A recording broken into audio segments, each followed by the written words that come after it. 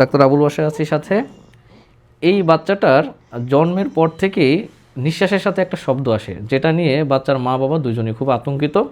Problem যেটা হয়, বাচ্চা শ্বাস নেওয়ার সময় বাচ্চার বুকের এই মাঝ বরাবরটা এবং গলার এই সাইডটাতে একটু ডেবে যায় এবং একটা শব্দ হয়। এটা হচ্ছে ল্যারিঙ্গোম্যালেসিয়া। এটা খুবই সাধারণ একটা অবস্থা। বাচ্চাদের ল্যারিংসের টিস্যুগুলো যদি নরম থাকে সেক্ষেত্রে এটা একটু ম্যাচিউরড হওয়ার আগ পর্যন্ত এরকম শব্দ আসতে পারে। এটা নিয়ে ভয়ের কোনো কারণ নেই। অনেকে মনে করে যে এটা বাচ্চার নিউমোনিয়া কিনা, শ্বাসকষ্ট কিনা। আসলে এটা নিউমোনিয়াও না, শ্বাসকষ্টজনিত কোনো রোগও না। এই ধরনের বাচ্চাদের এই শব্দটা বিশেষ করে শোয়ায় রাখা অবস্থায় বেশি হয়। হ্যাঁ, যখন দেখবেন বাচ্চাকে যখন আমরা এরকম একটু উঁচু করে ধরি, মাথাটা একটু উঁচু পজিশনে যখন ধরি, তখন এই শব্দটা আর থাকে না। হ্যাঁ, আমরা যদি বাচ্চার কী রকম শব্দটা আসে সেটা যদি একটু শোনানোর চেষ্টা করি।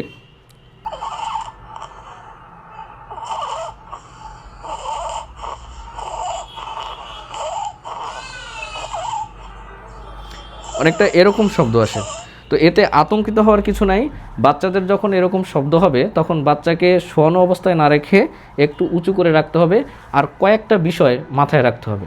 সেটা হচ্ছে, এই ল্যারিঙ্গোম্যালেসিয়া বা জন্মগত শ্বাসনালী নরম থাকা, এইটা বাচ্চার 10 থেকে 12 মাস বয়সে নিজে নিজেই ঠিক হয়ে যাবে। এটার জন্য কোনো ঔষধ, কোনো সার্জারি, কিচ্ছুর প্রয়োজন নেই।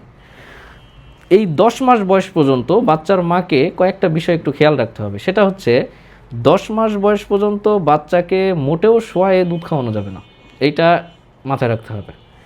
এবং বাচ্চার 4.5 মাস বয়স পর্যন্ত বাচ্চা যতটা খেতে পারে ততটা বাচ্চাকে খাওয়ানো যাবে না। আমরা সাধারণত কি করি, বাচ্চা যতক্ষণ খেয়ে না ঘুমায় পড়ে ততক্ষণ আমরা খাওয়াইতেই থাকি। এইটা করা যাবে না। বাচ্চাকে কখনোই তার গলা পর্যন্ত খাওয়ানো যাবে না। যেহেতু গলাটা নরম, সেহেতু গলা পর্যন্ত খাওয়ানো যাবে না। এতে করে হবে কি, বাচ্চা যখন দুধ তুলবে তখন ওই দুধ বাচ্চার শ্বাসনালীতে খুব সহজেই বেঁধে যাবে, যার কারণে বাচ্চার সর্দি কাশি হবে, শ্বাসকষ্ট হবে। হ্যাঁ, এই দুইটা বিষয়ে খেয়াল রাখতে হবে। আর একটা বিষয়ে খেয়াল রাখতে হবে, সেটা হচ্ছে বাচ্চাকে খাওয়ানোর সাথে সাথে শোয়াই দেওয়া যাবে না। ধরেন খাওয়াইলাম, 2 মিনিট করে খাওয়াইলাম, খাওয়ানোর পরে বাচ্চা ঘুমায় পড়ছে, আমি সাথে সাথে শোয়াইতে পারবো না। বাচ্চাকে একটু কাঁধে নিয়ে অন্ততপক্ষে 5 থেকে 7 মিনিট একটু ঘোরাফেরা করতে হবে, তারপরে বাচ্চাকে শোয়াইতে হবে।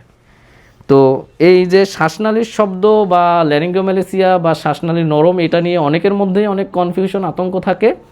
যদি সঠিকভাবে নিয়ম মেনে আপনারা চলেন তাহলে এটা দিয়ে বাচ্চার ভবিষ্যতে কোনো প্রবলেম হবে না এবং 10 থেকে 12 মাস বয়সের ভিতরে এটা নিজে নিজেই ঠিক হয়ে যাবে। সুতরাং ভয়ের কোনো কারণ নেই। বুঝতে পারছেন তো আপনারা?